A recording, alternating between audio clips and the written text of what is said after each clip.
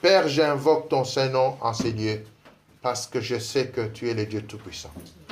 Et que par le nom de ton Fils Jésus-Christ, je soumets tout esprit qui ne confesse pas ta Seigneurie, afin que cette parole que nous allons écouter, qu'elle soit vraiment la nourriture dont nous espérons pour nos âmes.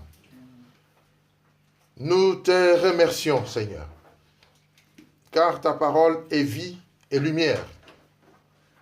Ta parole restera, les cieux et la terre passeront, parce qu'elle est éternelle comme toi-même. Nous nous inclinons devant ton autorité. Que tout ce qui est humain en nous ne transpire pas dans ce partage. Que tu sois celui qui parle, afin que ce que nous allons retenir au terme de ce partage, Seigneur, soit une bénédiction pour ton peuple. Que ceux qui auront à nous suivre sur Internet ou sur d'autres possibilités, sur YouTube, qu'ils soient également bénis, même si nous ne le voyons pas, en aussi grand nombre que l'Éternel permettra qu'ils écoutent ce message, qu'il soit pour eux une bénédiction, au nom de Jésus-Christ. Amen. Amen. Alléluia. Amen. Bien-aimé, est-ce que tu peux dire à ton voisin, bon appétit pour cette nourriture spirituelle que tu vas avoir? Bon appétit. Bon appétit. Nous le disons facilement lorsqu'il faut manger les choses de la terre, les choses de ce monde. Mais quand nous avons dit 14 jours, légumes et fruits, oh là là, j'ai entendu des coups de fil. Est-ce qu'on ne peut pas un peu de ceci, un peu de cela? Non, mangez les légumes, mangez le fruit. C'est ce régime alimentaire que l'Éternel avait prescrit à nos premiers parents alors qu'ils étaient dans le jardin d'Éden. De manger les herbes, de manger le fruit. Est-ce qu'ils avaient des champs? Non. Adam et Ève, ils n'avaient pas de champs. Est-ce qu'ils avaient des magasins? Non. Et qu'est-ce qu'ils mangeaient? Le fruit et les herbes. Alléluia. Je ne veux pas dire qu'ils étaient végétariens, mais je dis tout simplement que c'était ça le régime que l'Éternel avait prescrit à son peuple. Comment comprendre le message que Paul adresse à cette église de Colosse? C'est une église qui a existé à l'époque dans ce que nous appelons aujourd'hui la Turquie. C'est là où c'était aussi l'église de Laodicée dans les environs. Paul, quand il écrit ce texte, il est en prison. Il est arrêté pour l'évangile, pour Christ. Alléluia. Mais la prison ne peut pas bloquer la parole de Dieu. Même s'il était enchaîné, Paul a pondu cet enseignement, 4 pages, mais quand vous le lisez, il faut être attentif pour comprendre qu'est-ce qu'il dit. Pourquoi a-t-il écrit? C'est en connaissant le motif de cet écrit. Vous savez, n'est-ce pas, quand vous écrivez, depuis la nouvelle génération a ces nouvelles manières d'écrire. On n'envoie plus de lettres, comme autrefois. On recevait les lettres, même pour nous qui étions si loin, les lettres venant ici de Bruxelles, on les recevait par la poste. On pouvait lire et répondre par la poste. Mais quand quelqu'un vous écrivait, c'est qu'il y avait un motif, il y avait un but. Soit c'est pour consoler la famille, vous donner de ces nouvelles. Le téléphone n'était pas aussi vulgarisé que maintenant. Vous pouvez même dans la toilette appeler quelqu'un aux États-Unis. Il te dit oui, je suis, mais il ne sait pas où tu es. Mais à l'époque, c'était difficile. Il fallait se déplacer, aller jusqu'à la poste, dans les cabines téléphoniques, pour appeler ici en Europe. Il n'était pas donné à tout le monde jusqu'au point où il y a eu Télécell, etc. Vous connaissez l'histoire de la téléphonie en RDC. Mais Paul n'a jamais visité cette église. C'est qu'il a eu de nouvelles. De la même manière que nous avons appris pour l'épître aux Corinthiens, Paul avait reçu une délégation qui lui a apporté un certain nombre de problèmes.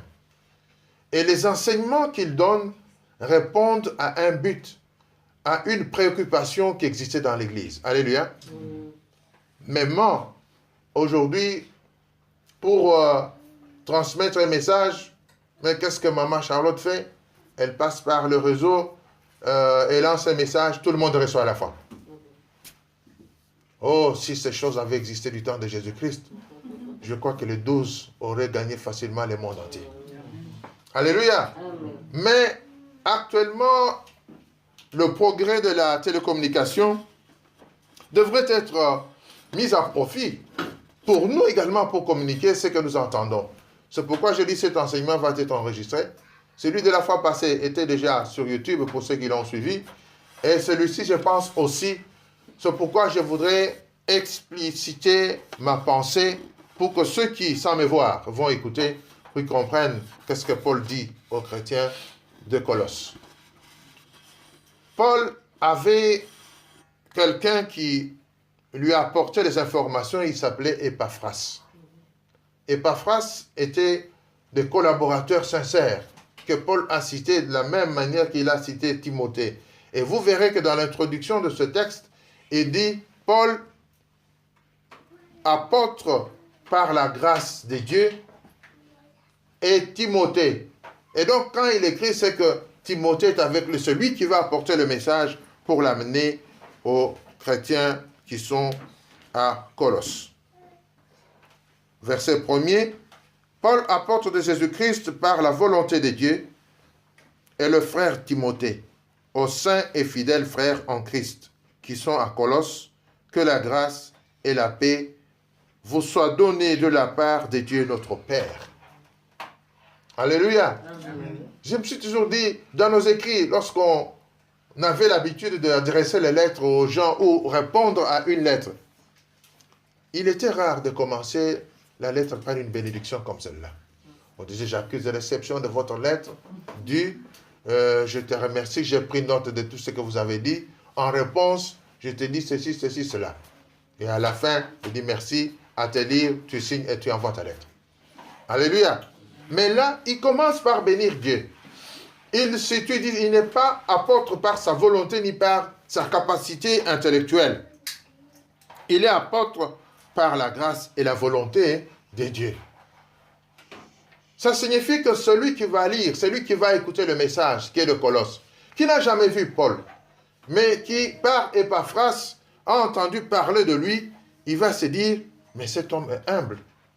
Il ne se donne pas le culot de dire, je suis un de grands dans la connaissance de la parole de Dieu, mais il est fait avec autant d'humilité. Alléluia. C'est un exemple également pour nous. Et Paul rend grâce à Dieu pour ce qu'il a fait. Je ne vous ai pas encore dit le motif, mais il rend grâce. Ce motif n'est pas renseigné ici. Il dit, Seigneur, je te rends grâce, le Père de notre Seigneur Jésus-Christ, et nous ne cessons de prier pour vous.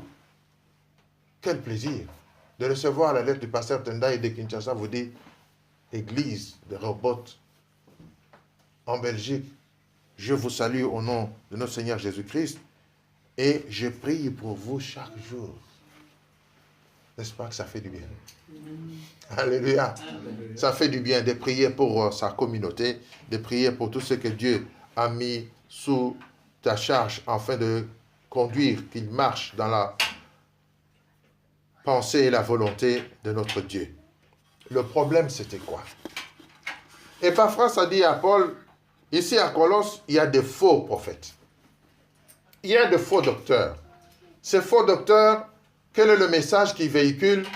Ils disent que Jésus-Christ n'est pas le Fils de Dieu. Il ne peut pas incarner Dieu le Père et dire, moi je suis le Fils de Dieu. Et vous savez même jusqu'au moment où on va le condamner, c'était ça qui a été retenu comme motif. Cet homme, il s'est dit qu'il est Fils de Dieu. Avant qu'on ait entendu le témoignage de ce soldat romain qui dira, cet homme était réellement le Fils de Dieu.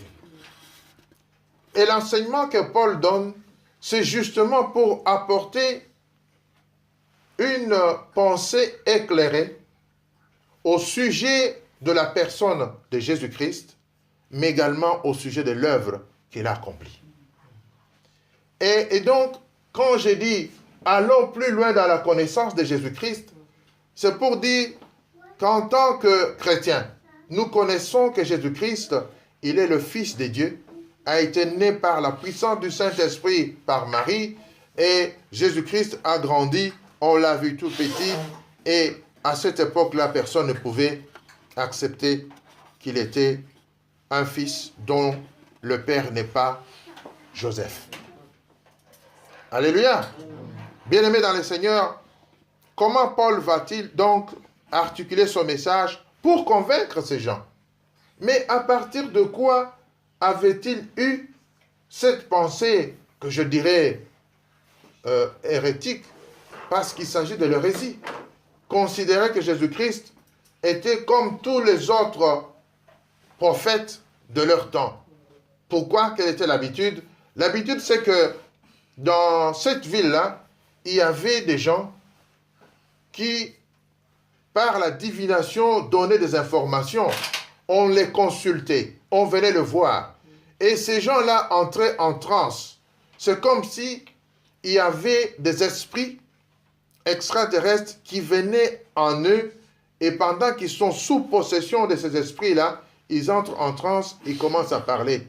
Ce que je vous dis ici n'est pas étrange pour beaucoup d'entre vous qui connaissent les mandona, etc., qui était également, et qui est encore une pratique dans nos pays, où les gens qui sont dans la tradition, qui sont encore dans la culture, vont consulter les autres pour qu'ils connaissent pourquoi la mort, pourquoi mes affaires ne marchent pas, oubliant que la personne qu'ils vont consulter est également une personne appelée à mourir un jour.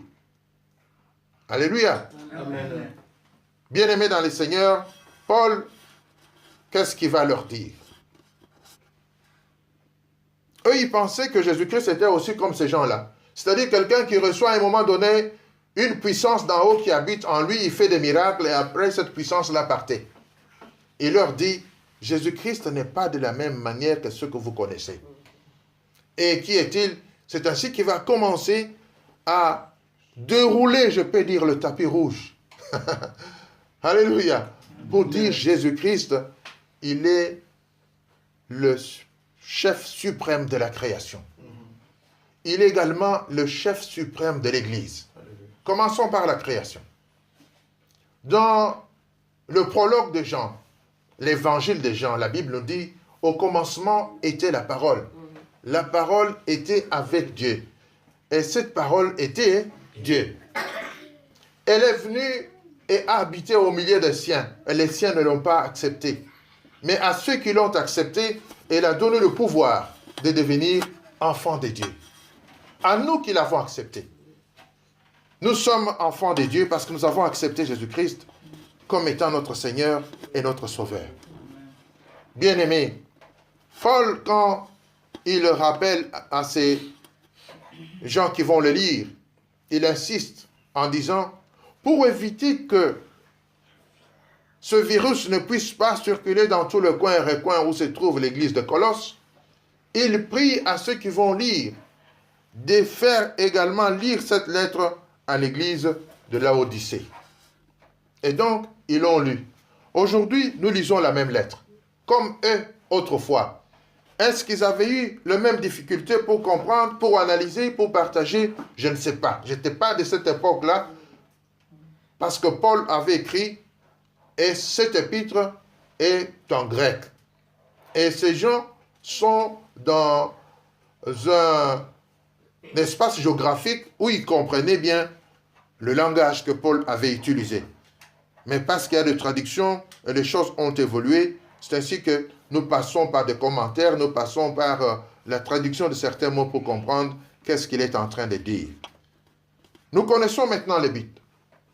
Le but de cet écrit, c'est d'apporter un message clair, une contre-vérité par rapport aux mensonges qui sont diffusés par ces faux docteurs et ces faux enseignants.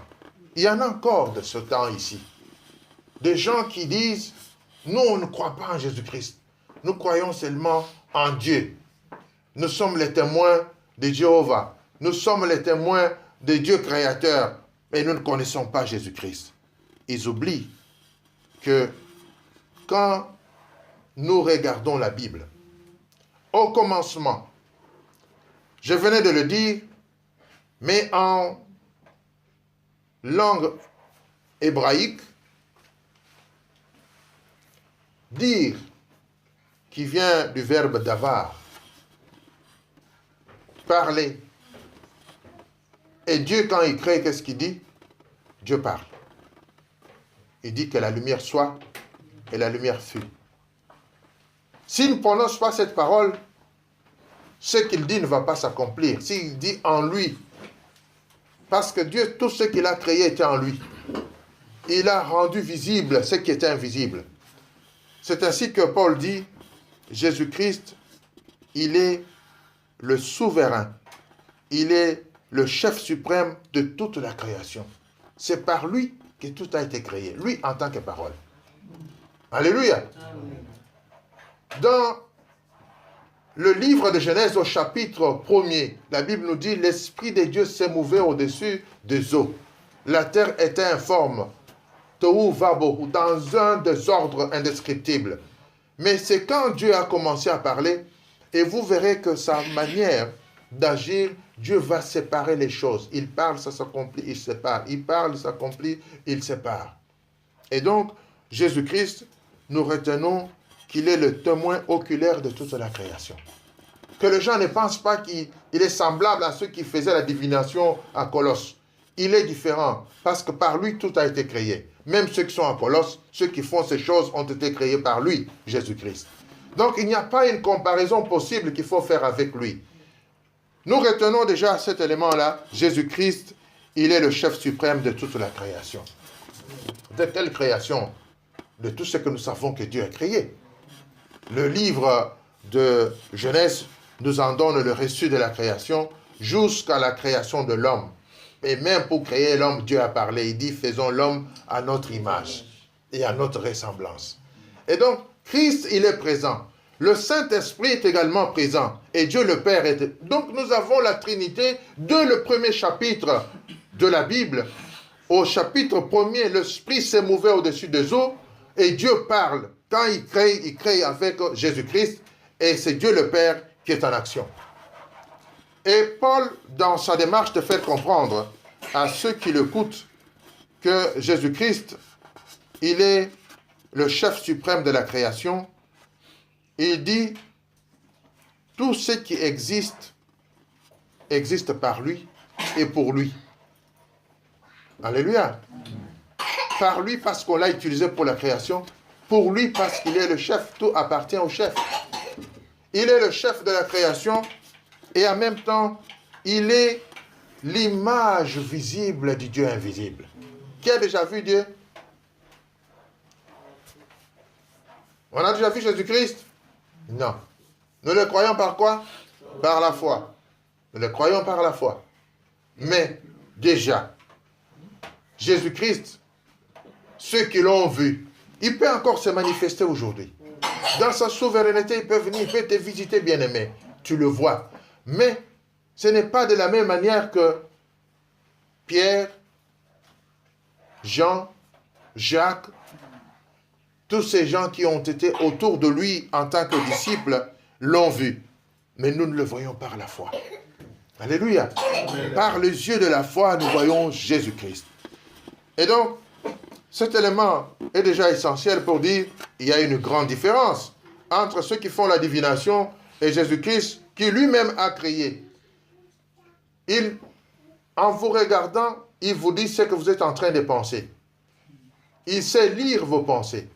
C'est vrai qu'aujourd'hui on peut me dire, oui, Satan peut le faire aussi, mais Satan ne fait qu'imiter ce que Christ a fait pour tromper certains peuples qui croient encore qu'il a la puissance. Mais Jésus-Christ, il est plus puissant parce qu'il a vaincu. Et donc, face à cette déviation que j'appelle ici christologique par rapport à Christ, l'apôtre nous remet sur le bon chemin de la vérité. Il nous dit, Jésus-Christ, il est vraiment le Fils de Dieu. Et en tant que Fils de Dieu, il est le Verbe fait chair. Ce qui était parole est devenu une réalité. Une réalité en tant qu'être humain, 100% Dieu et 100% homme. De cette nature, Jésus-Christ est parti également au ciel. Il n'a pas dit, je laisse mon corps, je pars avec mon esprit. Devant les apôtres, dans les Actes des Apôtres, chapitre 1er, verset 8, la Bible nous dit, il est monté. Les disciples l'ont vu monter. Et les anges qui étaient autour d'eux ont dit aux 12 qui étaient là, tel qu'il monte, tel qu'il viendra. Alléluia. Amen. Pour leur rassurer que Jésus-Christ était différent de ceux qui faisaient la divination, il continue son développement et dit, le Christ, qui est le Fils de Dieu, est également la tête de l'Église.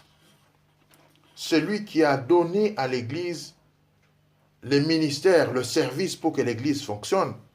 On a alors les apôtres, le prophète, nous avons les pasteurs, les enseignants, les diacres et tout ce qu'on peut ajouter afin que l'Église puisse fonctionner correctement. Bien-aimés dans le Seigneur, Paul, il voudrait insister pour dire que je connais combien vous avez la foi. Il sait la foi parce qu'il a entendu des parphrases. Ces gens-là, ils sont terribles. Ils croient tout. Voyez-vous à quel point ils sont allés même croire ces bêtises qui sont fabriquées par les personnes qui font la divination. Donc, ils sont capables, par un bon message, vous allez transformer leur manque de connaissance afin qu'ils connaissent Christ.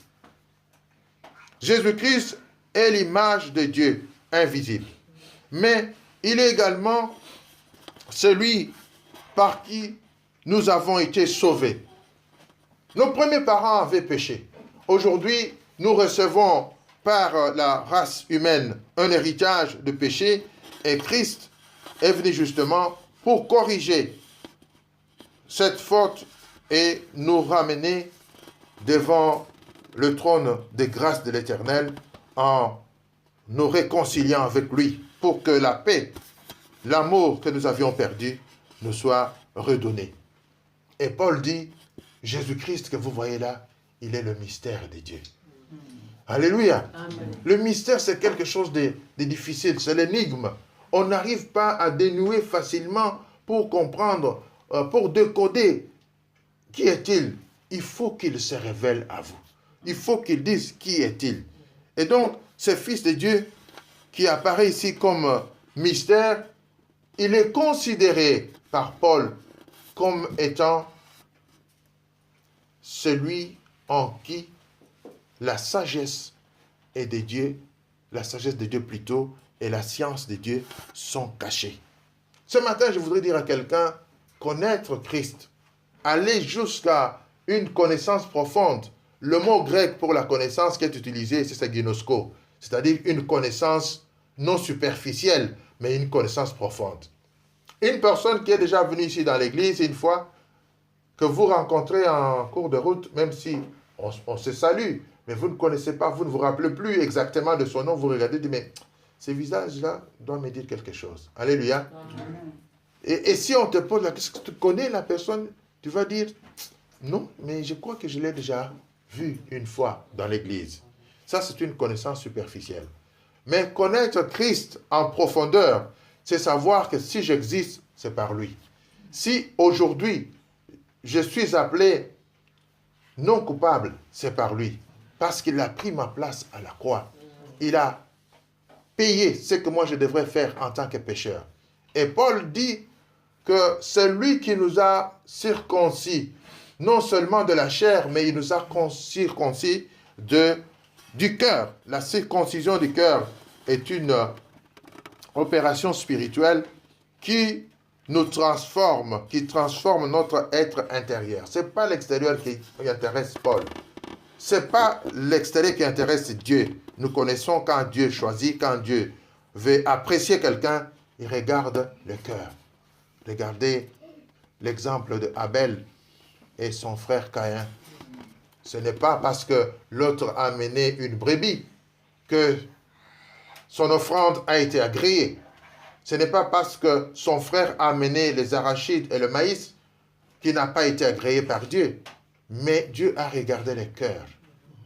Quelle était la disposition de leur cœur en apportant cette offrande devant l'Éternel. Et quand tu offres à l'Éternel des bons cœurs, Dieu agrée ce que tu lui apportes. Alléluia.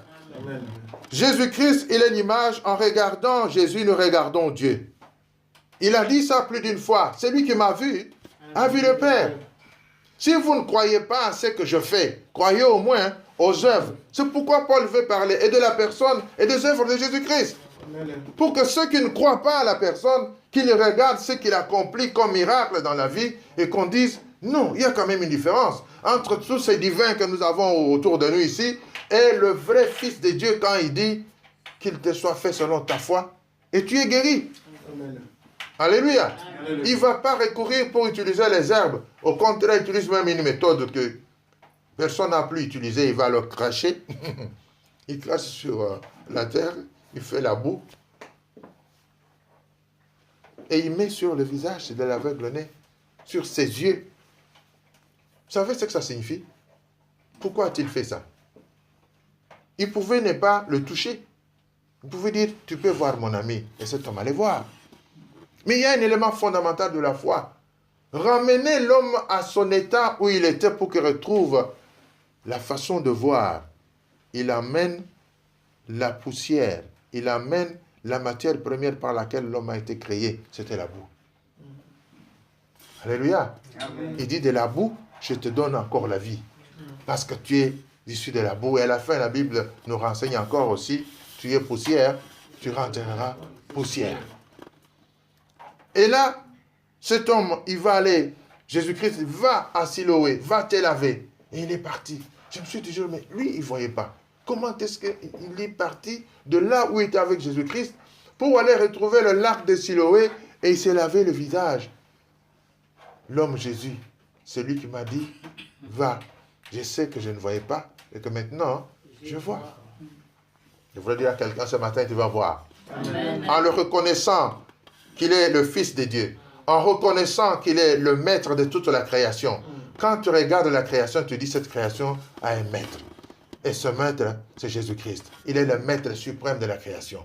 Et tu commences par l'adorer. Il y a là vraiment des paroles. Quand tu regardes le ciel, tu regardes la terre, tu regardes le soleil, tu regardes la lune. Tu dis tout cela appartient à Jésus-Christ. Comment ne pas le louer? Comment ne pas l'adorer?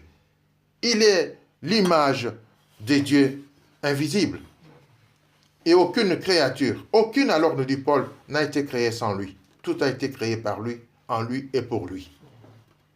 Alléluia. Bien-aimé, Jésus-Christ, il est vraiment le Fils de Dieu. Et par la puissance que Dieu déploie, nous qui étions pécheurs, parce que descendants de cette lignée de nos premiers parents, Adam et Ève, nous étions séparés de l'amour de Dieu. C'est ainsi que quand Dieu les a chassés du jardin d'Éden, il a fermé, il a dit qu'ils ne rentrent pas. Pourquoi? Parce qu'il y avait un arbre au milieu du jardin. Si jamais ils rentraient pour manger, ils allaient vivre éternellement. Mais éternellement avec un péché en eux. Ça ne serait pas bien. Or, l'arbre de vie est réservé, quand vous lisez les messages adressés à cette église d'Asie, et vous verrez que l'arbre de vie est là. Nous allons rentrer encore dans le jardin d'Éden. Et ceux qui auront la possibilité de remanger ce fruit, ils vont vivre éternellement. Mais tout ça, c'est spirituel. Parce que tu n'iras pas encore au jardin d'Éden pour chercher où est le fruit de connaissance des biens et des mal, où est le fruit de vie éternelle. Ils ont compris qu'il est le chef de la création. Par lui, tout a été créé. Il a payé également pour nous. Il a donné sa vie. C'est que les divins là ne feront jamais. Ils ne peuvent pas donner la vie pour que ceux qui viennent chez eux pour les consulter, avoir certaines informations, pour qu'ils soient sauvés. Mais Jésus-Christ, il paye la rançon qui est exigée afin que toi et moi nous soyons sauvés et qu'on nous appelle aujourd'hui les enfants de Dieu. Par sa mort et sa résurrection, Jésus-Christ paye et il nous rassemble en lui. Et par le baptême, nous mourrons et nous ressuscitons avec lui. Paul prend cette image qui nous rappelle la mort de Christ. Christ, lorsqu'on l'amène avec sa croix sur l'épaule, et beaucoup de gens qui étaient là-bas pleuraient, mais il n'a rien fait. C'est un innocent.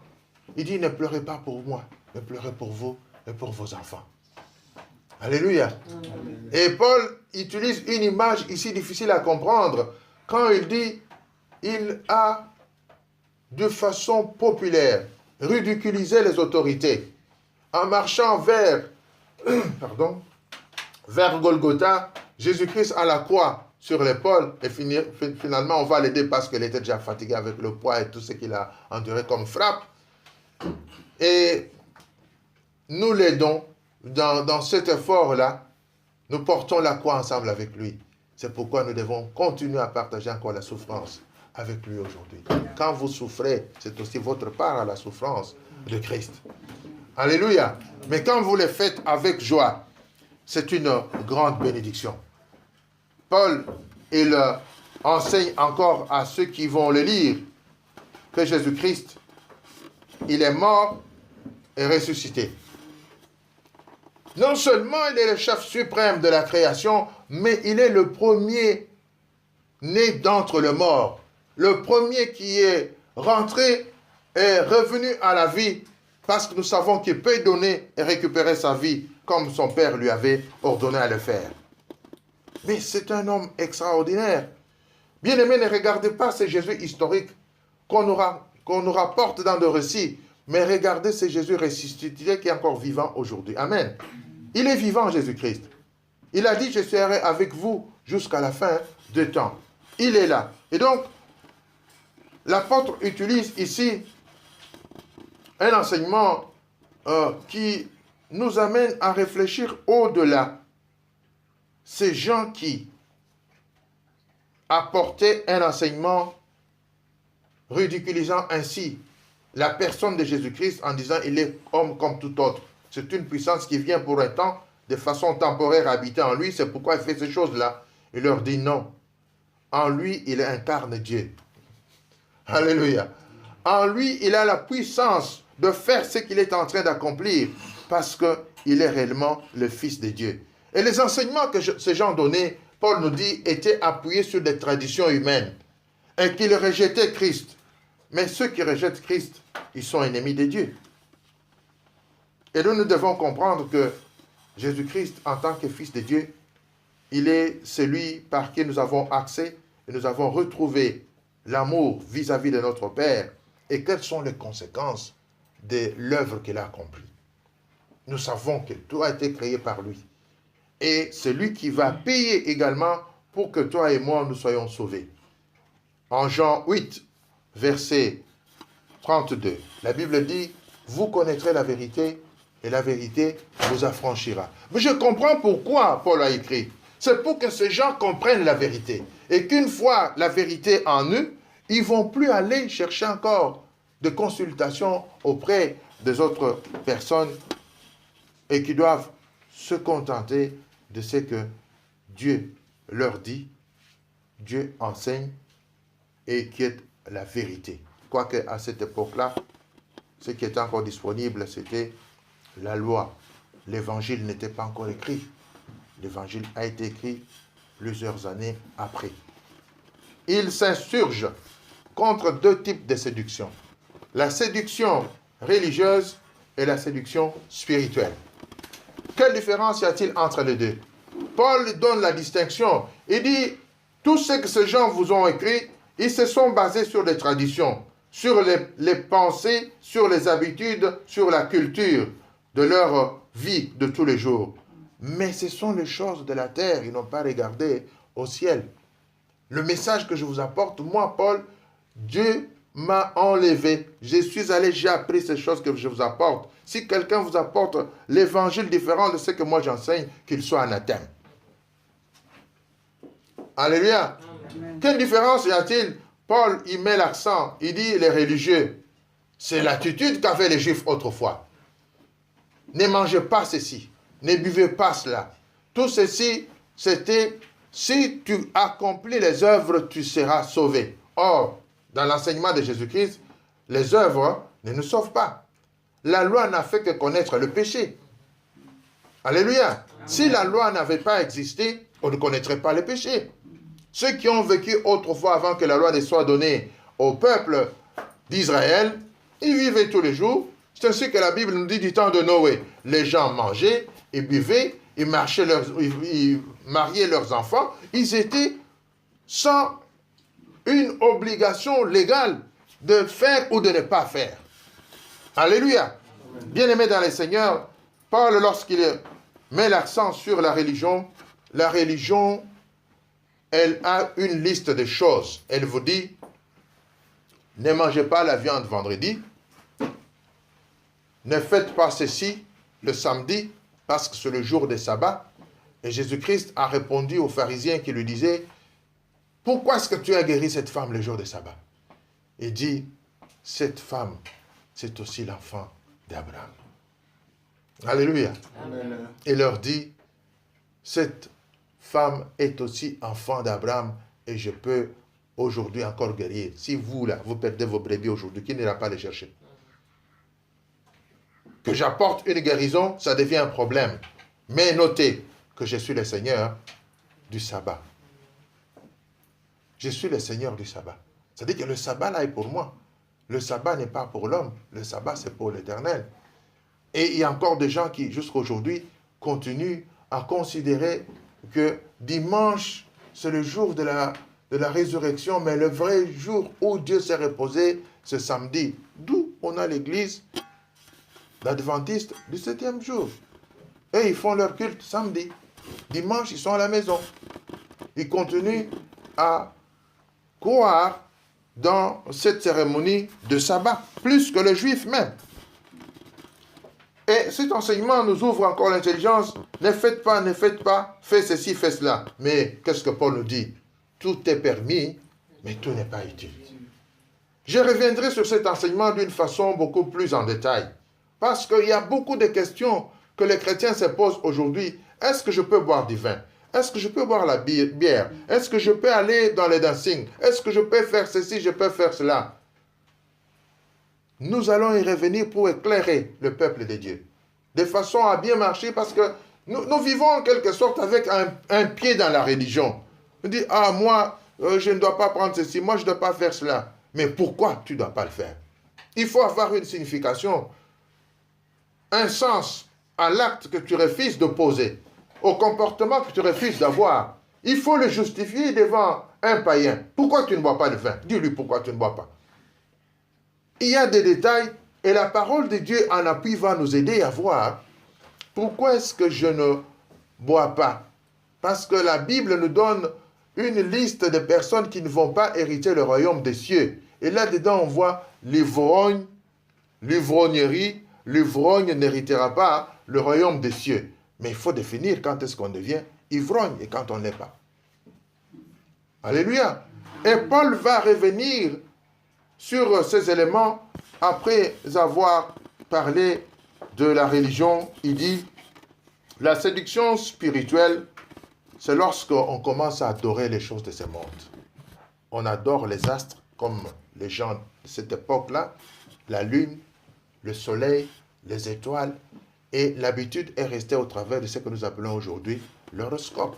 Il y a des gens qui consultent l'horoscope. Les gens qui ne consultent pas Dieu, ils continuent à aller dans ces choses-là, croyant que aujourd'hui, moi, je suis identifié par tel signe zodiaque, et si on dit aujourd'hui ce sont les poissons qui seront bénis, ils auront de l'argent. Il va tout faire ce jour-là. Mais si à la fin du jour, il n'a rien, donc c'est un message qui n'est pas vrai. C'est un faux message. Si c'était vrai, tous les poissons qui sont nés en février, ben ces jours-là, ils ont l'argent. Alléluia. Et donc, moi, je vous encourage à ne pas aller consulter ces choses-là, mais consultez votre Dieu. Prenez du temps avec le Seigneur. Priez. Il va vous éclairer sur la manière de marcher. Et donc, en agissant ainsi, Paul leur dit, vous allez échapper aux ruses de tous ces gens qui vous trompent. Ils ne vous disent pas la vérité. Marchez conformément à la parole, et cette parole vous apportera un éclairage.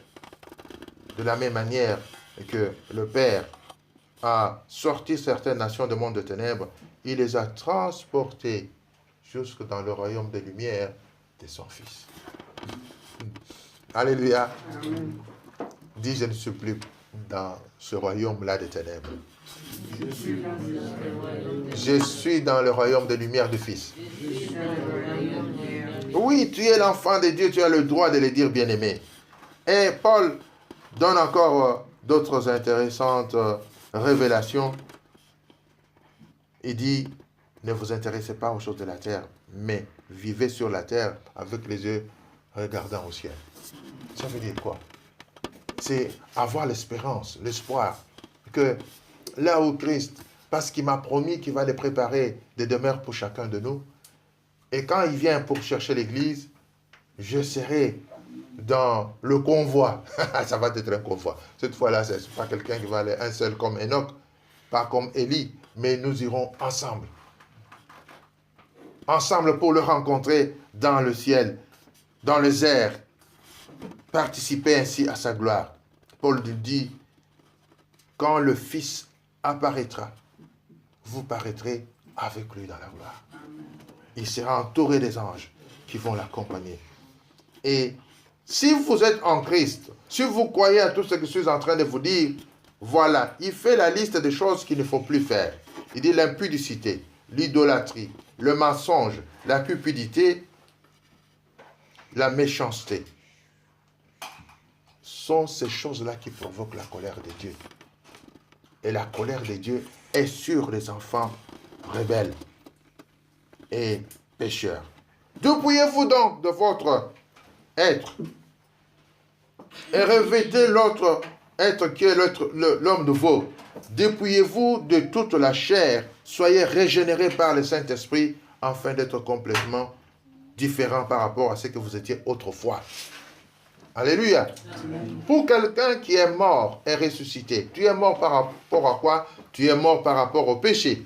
Tu es mort par rapport au monde. Tu es mort par rapport aux choses que tu faisais autrefois, que tu as adorées. Et ces choses-là ne t'amenaient pas à la vérité, mais t'amenaient plutôt à la mort. Mais par Christ, tu es ressuscité. Tu dois revêtir l'homme nouveau. Et l'homme nouveau est régénéré par le Saint-Esprit parce que tu vas marcher conformément à la volonté de Dieu. L'apôtre, il insiste également sur le fait que reconnaître les bienfaits de Dieu, se repentir ne doit pas être un vain mot, mais il faudrait que par le fruit de la repentance, qu'on puisse reconnaître que tu as changé, bien-aimé, que les gens te voient et dit manger et boire, ça n'amène pas au salut. Mais celui qui croit en celui qui est venu, celui-là a la vie. Même s'il est mort, il passera de la mort à la vie. C'est ainsi qu'il est le premier-né d'entre les morts. Il a été jusque-là au séjour de mort pour enseigner que la bonne nouvelle est là et je viens pour vous sauver. Que nous ne devons pas adorer les choses de ce monde, mais que nous devons adorer l'Éternel de des armées seul. Bien-aimés dans le Seigneur, l'amour de la parole de Dieu doit nous distinguer de ceux qui n'aiment pas Dieu. Si tu aimes Dieu, aime sa parole. Parce que sa parole, Paul dit, cette parole doit être pour vous comme un guide. Regardez de la même manière que vous payez un appareil électroménager avec notice. Qu'est-ce qu'ils disent? Quoique ces gens sont malins, vous savez. Ils écrivent dans des petites lettres là. Ils disent, il faut lire le tout avant d'utiliser. Mais quand il faut porter des lunettes ou mettre des loupes pour bien regarder qu'est-ce qu'ils ont écrit. Parce qu'ils savent que, quelque part, si les choses ne marchent pas, ils vont te dire, mais quand tu avais payé là, tu avais lu ou pas notre notice qui expliquait les modes d'emploi de cet appareil. C'est tombé en panne à cause de votre faute. Alléluia. Et la parole de Dieu est plus que la notice qui accompagne les électroménagers. Parce qu'elle nous aide à marcher. Et Jésus a même dit, je pars pour que le Saint-Esprit, qui soit qui? Notre guide. Qui nous ouvre l'intelligence pour comprendre la parole et la maîtriser. Bien-aimés dans le Seigneur, je suis vers la fin, pour que nous ayons le temps pour adorer notre Seigneur, parce qu'il y a également la Sainte Seine aujourd'hui. Il revient au 4e chapitre sur des éléments très importants. Et entre le 3e et le 4e, il donne les caractéristiques de saints. Les saints doivent être des gens qui ont de bons sentiments. Ce sont des gens qui doivent imiter Christ dans l'obéissance, Parce que Christ a obéi à son Père. Il a obéi jusqu'à la mort de la croix. Être de ceux qui aiment la parole de Dieu. Qui aime la parole de Dieu? Un saint doit aimer la parole de Dieu. C'est une nourriture que tu ne dois pas manquer tous les jours. Mais quand tu sens la faim pour boire, tu as la soif. Mais pourquoi est-ce que tu n'as pas, à un moment donné de la journée, la soif et la faim de la parole de Dieu? Oh, je voudrais dire à quelqu'un, ajoute à la faim pour aller bouffer, ajoute la faim de la parole. Ajoute à la soif pour aller boire, la soif d'aller puiser dans la parole de vie, afin que ton âme soit régénérée et que la flamme du Saint-Esprit qui est en toi ne puisse pas s'éteindre. Paul revient à un enseignement qu'il avait déjà donné aux Éphésiens sur les devoirs et les responsabilités de membres. De ceux qui les lisaient encore à ce moment-là, ces choses n'ont pas changé, bien-aimés, sont encore telles aujourd'hui. Quelles sont les responsabilités? Aujourd'hui, nous connaissons qu'il y a un problème, le féminisme qui continue à se battre. Donnez la place à la femme, même salaire que la femme. Je n'en disconviens pas. Si une femme est intelligente et qu'elle est responsable d'une entreprise, mais elle a son gros salaire. C'est normal. Comme je ne doute jamais que Dieu peut appeler une femme pour qu'elle soit pasteur, qu'elle soit responsable des ministères. C'est Dieu qui appelle. Alléluia. Et je suis devant cet enseignement. Paul dit, je donne des devoirs en famille. Quels sont les devoirs en famille? Ce devoir en famille, nous devons avoir un modèle. Le modèle, c'est Jésus-Christ. Est-ce que Jésus-Christ a déçu son Père? Non. A-t-il obéi à Dieu? Oui. Il a obéi jusqu'à donner sa vie.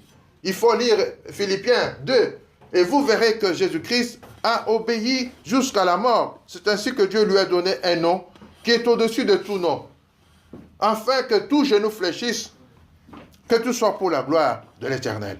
Parce qu'il n'a pas déçu son Père. De la même manière, Paul invite ceux qui l'écoutaient, nous aujourd'hui, à savoir que l'amour fraternel doit grandir au milieu de nous. Nous devons nous aimer les uns les autres comme Dieu nous a aimés. Nous devons aimer le prochain. Nous devons aimer le voisin. Comme le Fils Jésus, il a aimé son Père. Toi, enfant, qui écoutes ce message, aime également tes parents. Parce que Christ a obéi à son Père, il ne l'a pas déçu. De même, toi aussi, en tant que fils de Dieu, tu as les parents qui sont là devant toi, qui sont les représentants de Dieu. Obéissez aux parents. Christ, il apparaît non seulement comme fils obéissant, qui nous donne un modèle pour nous, mais il est également comme époux. La Bible nous dit, l'épouse, c'est l'Église. Dans le mariage, l'époux doit aimer l'épouse. Et Christ, il dit, aimer, donner sa vie, ce sont des signes qui ne trompent pas pour montrer l'amour. Il a aimé l'Église, il a donné sa vie pour lui. Et quand on est dans un mariage, dans un couple, est-ce qu'on se contente des paroles que l'on prononce le premier jour pour l'échange des anneaux, ou tous les jours l'homme va continuer à rester dans ses responsabilités? Quand il est là, la femme est tranquille. Les enfants sont tranquilles. Ils savent que papa est là. Que l'ennemi vienne nuit ou jour, il trouvera papa. Et il va se battre. Il compte sur la sécurité. Il faut sécuriser ta famille. Non seulement sur le plan, comme par hasard, ce que nous sommes en train de vivre actuellement, où on voit les enfants, les amis des amis qui sont cités parmi ceux qui font le mal, que nous condamnons aujourd'hui l'insécurité dans le monde. C'est quoi? C'est la mauvaise fréquentation. Bien-aimé, tu vas prier avec moi tantôt pour demander à Dieu à ce que tes enfants aient de bonnes fréquentations. Que tu n'aies pas de problème un jour parce qu'ils ont été avec tel, ils ont été vus par telle caméra et que l'honneur de la famille soit souillé comme l'honneur de cette famille qui aujourd'hui, plus de 3 enfants, garçons et filles, engagés dans ce qui fait redouter encore le monde sur l'insécurité. Jésus apparaît comme l'époux qui aime l'Église. Il a donné même sa vie. Il est très rare de voir encore dans ce monde des hommes qui se disent, en tout cas, moi je suis prêt. Que ça vienne le jour ou la nuit et je serai le premier. Il y en a qui, dès qu'on sonne, il va dire à madame, allez voir. Allez voir. Vos enfants, allez voir. Mais nous avons un Dieu qui nous garde, qui nous protège. Il a révélé encore ici à notre maman qu'il est comme cette poule qui couve. Et même s'il y a de poussins, la poule est toujours là pour assurer la sécurité. Dieu nous garde et Dieu veille sur nous. Bien-aimés dans le Seigneur, nous arrivons au terme de ce partage d'aujourd'hui pour vous rappeler les choses que vous avez lues. Je n'ai fait qu'une synthèse. Comme maître, Jésus-Christ n'était pas de ceux qui frappaient les enfants, les serviteurs. Non, comme maître, il a formé les 12 afin que le monde soit transformé. Comme maîtresse, qu'est-ce que tu feras? Avec une bonne, tu vas l'engueuler, tu vas jeter les choses qu'elle a apprêtées. Non, il dit, tu es maître, mais n'oublie pas qu'au ciel, il a un plus maître que toi. Il n'y a plus d'esclaves. Maintenant, nous sommes tous en Christ. Et nous devons avoir des relations sincères, d'amour, entre ceux qui vivent avec nous, qui travaillent sous notre autorité. Et de telle manière, mes enfants, quand vous obéissez, ce n'est pas seulement envers les parents, mais c'est comme si vous obéissez au Seigneur. Quand vous travaillez, c'est comme si vous travaillez pour compte du Seigneur, parce qu'il dit, il y a une récompense pour ceux qui travaillent et qui respectent le Seigneur. Voilà, que l'Éternel puisse bénir sa parole, qu'elle nous aide à nous regarder et regarder Christ. Avec ce que nous venons de rappeler, nous avons encore un dossier beaucoup plus grand. Les mots, l'autorité qu'il a, Christ, et ça peut nous aider au moment de louange et d'adoration. Prions le Seigneur pour que Dieu suscite encore parmi nous les parents, les enfants obéissants qui vont marcher conformément à la volonté de l'Éternel. Que Dieu aide ceux qui vont écouter ce message sur l'Internet de pouvoir prier également avec moi maintenant. Seigneur Jésus, nous te sommes reconnaissants pour ta parole. Que cette parole que tu nous as encore apportée ce matin puisse nous aider, ô Dieu, à te regarder Jésus-Christ, pas comme un Jésus historique, mais comme un Jésus vivant, ressuscité, qui agit encore dans nos vies. Parce que tu restes le maître suprême de la création. Tu restes le maître suprême de l'Église. C'est toi qui nous aides à fuir tout ce qui a comme tentation, tout ce qui a comme séduction religieuse et séduction spirituelle. Aide-nous à être obéissants. Que les membres de l'Église puissent s'aimer les uns les autres d'un amour sincère.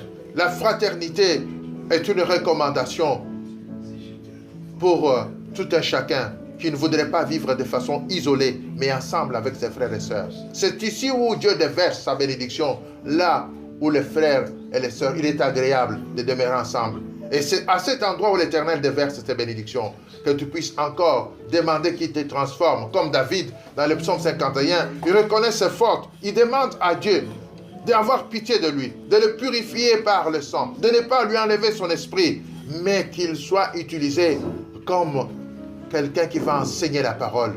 Que ce que tu as écouté, bien-aimé, puisse aussi t'aider à aller vers ceux qui ne sont pas sauvés. Dieu t'a sauvé pour que les autres soient sauvés. Que tout ça soit pour sa gloire. Nous bénissons l'Éternel et nous acclamons cette parole de l'Éternel notre Dieu. Alléluia. Nous allons l'adorer maintenant. Nous allons adorer notre Dieu.